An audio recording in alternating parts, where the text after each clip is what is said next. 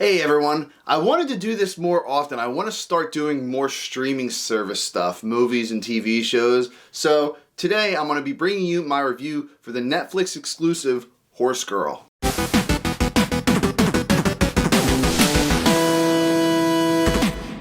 Horse Girl is about a girl, go figure, and she's really shy, she's introverted, her name's Sarah. She lives in this small little town, she works at a craft store, and she does Zumba from time to time, she goes to the horse stables, and she just lives a very routine, boring life. Her roommate's boyfriend sleeps over one night, and in the middle of the night, he goes out to get a glass of water. He turns around, and Sarah's just facing the wall, and she doesn't know what's going on. She doesn't know where she's at. So very early on, you can tell something's just a little bit off with her. If she sleepwalks, is she delusional? Is she having nightmares? Something's up. Fast forward a little bit and it's her birthday. She's kind of lying to one of her coworkers about what she's gonna do tonight. She wants to work up the courage to ask people from her Zumba class out because it's her birthday, but she doesn't. She's so introverted that feeling is getting the best of her. So eventually, her roommate throws a little shindig at her house. It's her roommate, her boyfriend, and the boyfriend's friend all come over, and they have a nice little celebration. After this, we get a very interesting setup. Sarah's sleeping, and she wakes up, and she just sees these people lying in beds to the left and right-hand side of her, and she just doesn't know who they are, and she just kind of shrugs it off as maybe like a ridiculously crazy dream, and then moves on. But to wrap that up, we find out that dream has a lot more impact than she originally thought. Alison Brie is playing our main character, Sarah, and I think she does a pretty good job for the most part. She was in previous stuff like The Disaster Artist, and she was also in the Netflix series Glow. She's very good at playing this quiet, uneasy type character. Like, you just don't feel comfortable around her at all. You don't feel comfortable watching her on screen. You know something's up. She really gives off like a Lizzie Kaplan Castle Rock Season 2 vibe. I know it's a little bit obscure, but you guys haven't seen Castle Rock Season 2. Great season. Seeing Sarah's character in this film question what's real, what's not, having mental breakdowns, crying, and all of these emotions just flooding through her head.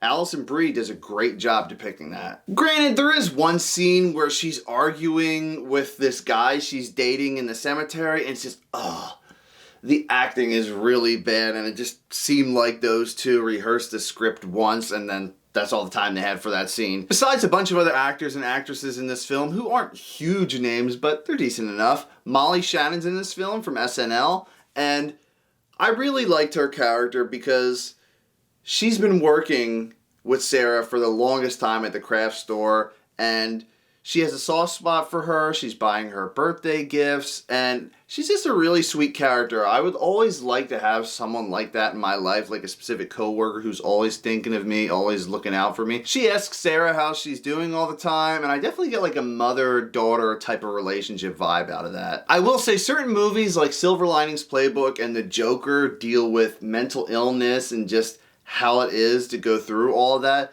This movie deals with that as well at certain points, and I don't know if it's for everyone. This film does actually take an artsy approach to things too, so if that's not really your thing, I don't think you'll like this. You'll probably think it's the stupidest movie you've ever seen. I'm kind of indifferent. I did like the setup and I was invested in the characters. Even from the beginning I knew like the acting by the rest of the cast wasn't anything special, but still, the story setup was good.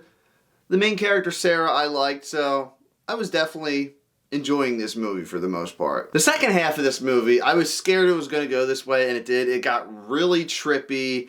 You didn't know what was real, and I was just left kind of confused by the end. It was just like a random ending. It was like, oh, what? It ended there? You know, one of those films that you have to look up, and then like even after reading the synopsis and plot online, you're just like, I don't even know if the directors knew how they wanted to end the movie. If you watched films like Hereditary, Midsommar, Mandy, you know, some of those movies that just get really out there and trippy, even like The Lighthouse with Robert Pattinson, I think you'll probably enjoy this film. I myself, overall, I thought it was decent. I mean, it definitely could have improved on the second half. It's just sometimes these movies go way too over the top with the trippy stuff, and I just can't follow. Maybe I need to smoke up and be a little high to watch it. Don't think that's going to happen though. So regardless, the setup for the film was good. The payoff was not. Alison Brie did a great job, except for that one little minor scene I was griping about. And the supporting cast, not really any noteworthy performances there. The hippie trippy stuff was just too much for me. I'm sorry. Maybe just artsy films in general aren't for me. The recently released exclusive Netflix movie Horse Girl gets a 5.5 out of 10.